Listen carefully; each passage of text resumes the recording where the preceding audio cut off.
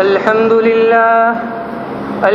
لله نحمده ونستعينه ونستغفره ونؤمن به ونتوكل عليه ونعوذ بالله من شرور أنفسنا ومن سيئات أعمالنا من يهده الله فلا مضل له ومن يضلله فلا هادي له ونشهد أن لا إله إلا الله وحده لا شريك له ونشهد أن سيدنا ومولانا محمدا عبده ورسوله أما بعد وقال النبي صلى الله عليه وسلم لو كان بعدي نبي لكان عمر صدق الله العظيم. معزز اساتذہ کرام، باہر سے تشریف لانے والے مہمانان عظام اور میرے ہم نوا ساتھیوں، آپ سب جانتے ہیں کہ ابھی محرم الحرام کا مہینہ چل رہا ہے، اور عامتاً جب یہ مہینہ شروع ہوتا ہے تو حضرت حسین رضی اللہ تعالی عنہ کے فضائل و مناقب اور ان کی شہادت کو زور و شور سے بیان کیا جاتا ہے، اور یقیناً بیان کرنا چاہیے، لیکن آج کل جو بیان کیا جاتا ہے اس میں اتنی من گڑت روایتیں بیان کی جاتی ہے کہ سوائے ماتم اور رلانے کے کچھ نہیں ہوتا. حالانکہ دوسرے صحابہ بھی تو شہید ہوئے ہیں. احد کے موقع پر حضرت حمزہ رضی اللہ تعالی عنہ کی جو شہادت ہوئی، دنیا جانتی ہے کہ وہ کیسی شہادت تھی. آپ صلی اللہ علیہ وسلم جتنے مغموم ہوئے اپنے چچا کی شہادت پر، اتنے مغموم کبھی نہیں ہوئے، یہاں تک کہ جبرائیل امین آئے آپ کو تسلی دینے کے لیے کہ غم نہ کیجیے، اللہ نے آپ کے چچا کو سید الشہداء کا لقب دیا، یعنی شہیدوں کا سردار بنایا. آخر حضرت حمزہ بھی تو شہید ہے، ان کے فضائل و مناقب کہاں چلے گئے؟ یہی محرم الحرام کی پہلی تاریخ کو خلیفہ ثانی امیر المؤمنین تقوی و طہارت کا امام، جن کی زندگی انتہائی پاکیزہ، حضرت عمر فاروق رضی اللہ تعالی عنہ بھی اس دنیا سے رخصت ہوئے. آخر ان کے فضائل و مناقب کہاں چلے گئے؟ آج ہمیں ضرورت ہے اس بات کی کہ ان صحابہ اور خلفائے اربعہ کے فضائل و مناقب بیان کیے جائے، کیونکہ امت میں کچھ ایسے لوگ ہیں جو ان صحابہ اور خلفائے اربعہ کو العیاذ باللہ ثم العیاذ باللہ مرتد کہتے ہیں، ان کو کافر سمجھتے ہیں، ان کو خارج عن الایمان سمجھتے ہیں، ان کو گالیاں دیتے ہیں، ان کو برا بلا کہتے ہیں. اس لیے آج ضرورت ہے اس بات کی کہ امت کے سامنے ان کے فضائل و مناقب کو صحیح پیش کیا جائے. اس لیے میں آج آپ حضرات کے سامنے حضرت عمر فاروق رضی اللہ تعالی عنہ کے فضائل و مناقب اور ان کی خلافت کے کچھ اہم پہلو پر گفتگو کرنے جا رہا ہوں. معزز سامعین کرام، آپ کا نام مبارک عمر ہے، فاروق آپ کا لقب ہے، ابو حفص آپ کی کنیت ہے، آپ کا نسب نبوی پشت میں رسول اکرم صلی اللہ علیہ وسلم سے جا کر ملتا ہے. آپ صلی اللہ علیہ وسلم کی نبوی پشت میں ایک نام کعب ہے، کعب کے دو بیٹے مرہ اور عدی ہے. نبی اکرم صلی اللہ علیہ وسلم مرہ کے اولاد میں سے ہے، جبکہ عمر فاروق رضی اللہ تعالی عنہ عدی کے اولاد میں سے ہے. آپ ہجرت سے 40 سال قبل پیدا ہوئے، گویا کہ جب آپ صلی اللہ علیہ وسلم نے ہجرت فرمائی اس وقت آپ کی عمر مبارک 40 سال تھی. جب آپ کی عمر کا 27واں سال تھا تو عرب میں آفتاب نبوت طلوع ہوا، یعنی رسول اکرم صلی اللہ علیہ وسلم کو نبی بنا کر بھیجا گیا. جب آپ کو نبی بنا کر بھیجا گیا تو عرب میں ایک صدا بلند ہوئی. جب یہ صدا حضرت عمر کے کانوں میں پہنچی تو سخت برہم ہوئے، یہاں تک کہ جو رشتہ دار قبیلے کے ایمان لا چکے تھے ان کے دشمن بن گئے. حتیٰ کہ ان کی ایک باندی تھی جس نے اسلام قبول کر لیا تھا، اس کو بے تحاشا مارتے تھے، اور جب مارتے مارتے تھک جاتے تو کہتے ذرا میں سانس لے لو پھر تجھ کو ماروں گا. لیکن آج صلی اللہ علیہ وسلم نے جو دعا مانگی تھی، اللہم اعز الاسلام بابی جہل ابن ہشام او بعمر ابن الخطاب، یا اللہ اسلام کو عزت دے ابو جہل بن ہشام کے ذریعے یا عمر بن خطاب کے ذریعے. تو حضرت صلی اللہ علیہ وسلم کی اس دعا کی برکت سے اللہ تبارک و تعالی نے حضرت عمر فاروق رضی اللہ تعالی عنہ کو نبوت کے چھٹے سال 33 برس کی عمر میں اسلام کی دولت سے مالا مال فرمایا. آپ کے اسلام لانے نے اسلام کی تاریخ میں نیا دور پیدا کر دیا. آپ کے اسلام لانے سے پہلے 40 یا 50 آدمی اسلام لا چکے تھے، یہاں تک کہ عرب کے مشہور بہادر سید الشہداء حضرت حمزہ رضی اللہ تعالی عنہ نے بھی اسلام قبول کر لیا تھا، لیکن ابھی تک اپنے مذہبی فرائض علانیہ طور پر ادا نہیں کر سکتے تھے، اور کعبۃ اللہ میں نماز پڑھنا تو بالکل ناممکن تھا۔ لیکن جب حضرت عمر نے اپنا اسلام ظاہر کیا تو کافروں نے ان پر بڑی شدت کی، لیکن وہ برابر ثابت قدمی سے ان کا مقابلہ کرتے رہے، یہاں تک کہ مسلمانوں کی ایک جماعت کے ساتھ کعبۃ اللہ میں جا کر نماز ادا کی۔ آپ کا رنگ سفید مائل بسرخی تھا، رخساروں پر گوشت کم تھا، قد مبارک لمبا تھا، جب لوگوں کے درمیان کھڑے ہوتے تو سب سے اونچے نظر آتے، گویا ایسا معلوم ہوتا تھا کہ سواری پر بیٹھے ہوئے ہیں۔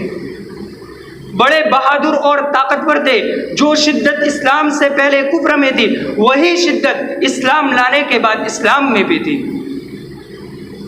حضور صلی اللہ علیہ وسلم کے زمانے میں منصب وزارت پر تھے۔ حضرت ابوبکر صدیق کے دور خلافت میں حضرت ابوبکر نے وزارت کے ساتھ ساتھ مدینہ کا قاضی بھی مقرر کر دیا تھا۔ آپ نے کئی نکاح کیے، لیکن بوقت خلافت صرف ایک بیوی تھی، لیکن اس کو اس وجہ سے طلاق دی کہ مبادا کسی معاملے یا مقدمے میں کسی کی سفارش کرے۔ پھر سن ہجری 17 میں ام کلثوم بنت علی سے نکاح کیا، جو فاطمۃ الزہرا رضی اللہ تعالی عنہا کے بطن مبارک سے تھے، اور خلاف عادت 40,000 درہم مہر مقرر فرمایا۔ آپ کی اولاد ام المؤمنین حضرت حفصہ رضی اللہ تعالی عنہا، حضرت عبداللہ، حضرت عبید اللہ، حضرت عاصم، حضرت ابو شہمہ یعنی عبد الرحمن مجر رضی اللہ عنہم اجمعین تھے۔ آپ کی شان نرالی تھی۔ جب مکہ سے مدینہ ہجرت کرنے کا وقت آیا تو 20 مسلمانوں کو ساتھ لے کر نکلے، جن میں ان کے بھائی زید، بہنوئی سعید اور داماد خنیس بھی شامل تھے۔ چلنے سے پہلے کمر میں تلوار باندھی، کندھے پر کمان رکھی، گلے میں تیروں کا ترکش لٹکایا، ہاتھ میں نیزہ پکڑا اور کافروں کے سامنے سے گزر کر کعبۃ اللہ پہنچے۔ نہایت اطمینان سے طواف کیا، نماز ادا کی۔ اس وقت کافروں کا ایک بڑا مجمع وہاں پر موجود تھا۔ پھر مجمع کفار کو مخاطب کر کے فرمایا، دیکھو میں اس وقت ہجرت کر رہا ہوں، یہ نہ کہنا کہ عمر چھپ کر ہجرت کر گیا۔ جو اپنی بیویوں کو بیوہ اور اپنے بچوں کو یتیم کرنا چاہتا ہو وہ مدینہ سے باہر نکل کر میرا مقابلہ کرے، لیکن کسی کی ہمت نہ ہوئی کہ وہ آپ کا مقابلہ کرے یا راستے میں جا کر آپ کو نقصان پہنچائے۔ آپ کے رعب و دبدبے کا یہ حال تھا کہ شیطان بھی آپ کے نام سے بھاگتا تھا۔ ایک مرتبہ کا واقعہ ہے کہ حضور صلی اللہ علیہ وسلم کے پاس قریش کی چند عورتیں بیٹھی ہوئی تھی اور وہ آپ صلی اللہ علیہ وسلم سے بلند آواز سے باتیں کر رہی تھی۔ اتنے میں حضرت عمر نے اندر آنے کی اجازت مانگی۔ حضرت عمر کی آواز سن کر ساری عورتیں پردے میں چلی گئی اور سناٹا چھا گیا۔ حضرت عمر اندر تشریف لائے تو دیکھا حضور مسکرا رہے۔ فرمایا، اضحک اللہ سنک یا رسول اللہ، اللہ آپ کو ہمیشہ مسکراتا رکھے، لیکن آپ اس وقت کیوں مسکرا رہے؟ حضور صلی اللہ علیہ وسلم نے فرمایا، مجھے ان عورتوں کی حرکت پر ہنسی آئی جو آپ کے آنے سے پہلے میرے پاس بیٹھی ہوئی تھی اور تیز تیز بول رہی تھی، لیکن جیسے ہی آپ کی آواز سنی پردے میں چلی گئی اور خاموش ہو گئی۔ حضرت عمر نے فرمایا، اے اپنے نفس کی دشمنوں، کیا تم مجھ سے ڈرتی ہو؟ نبی اکرم صلی اللہ علیہ وسلم سے نہیں ڈرتی؟ ان عورتوں نے جواب دیا کہ ہاں، کیونکہ آپ بڑے سخت ہیں۔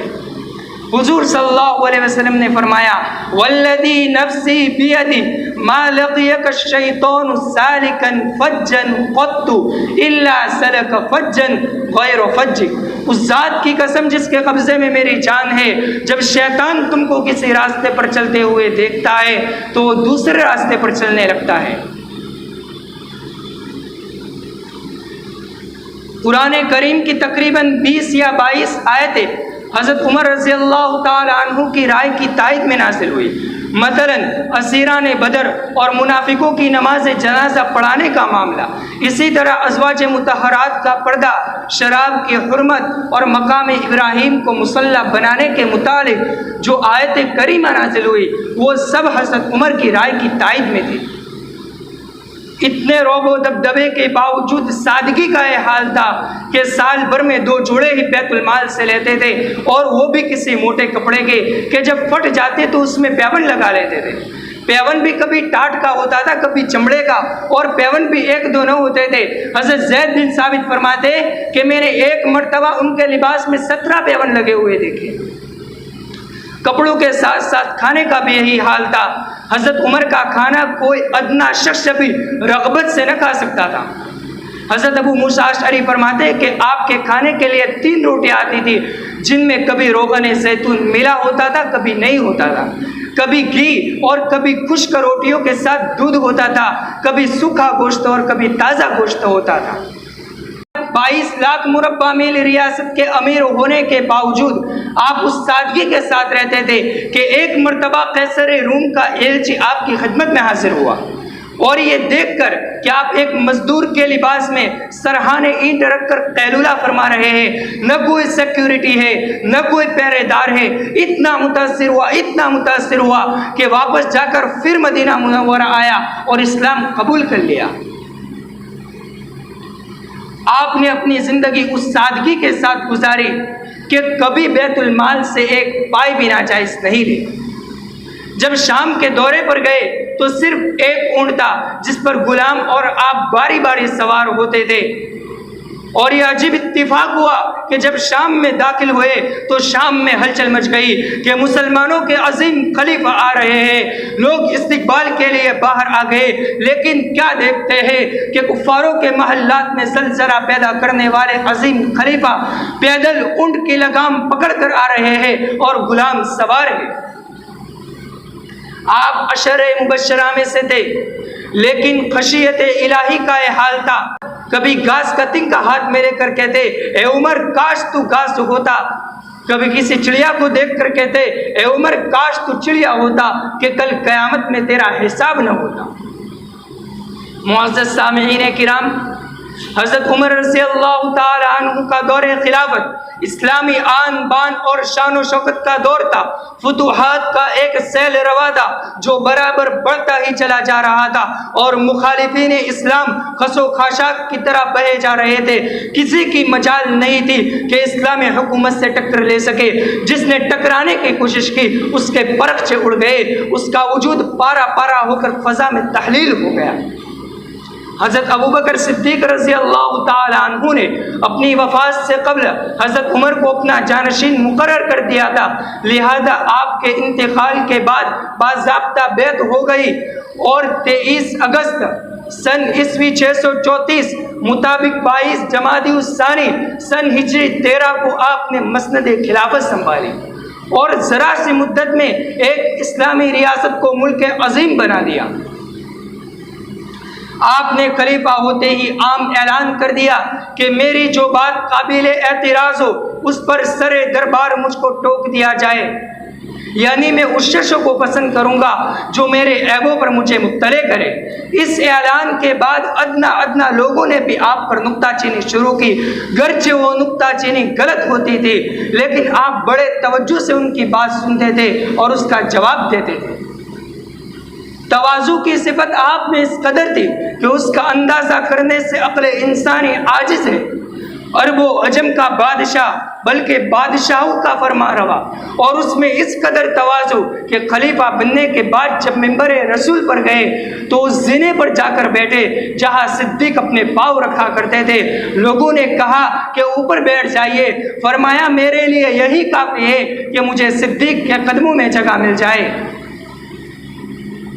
شروع میں لوگوں نے آپ کو خلیفہ رسول کہنا چاہا، لیکن فرمایا میں اس قابل نہیں ہوں، اور اپنے لیے ایک سادہ لفظ امیر المؤمنین پسند فرمایا۔ یہ لفظ سب سے پہلے آپ ہی کے لیے استعمال ہوا تھا۔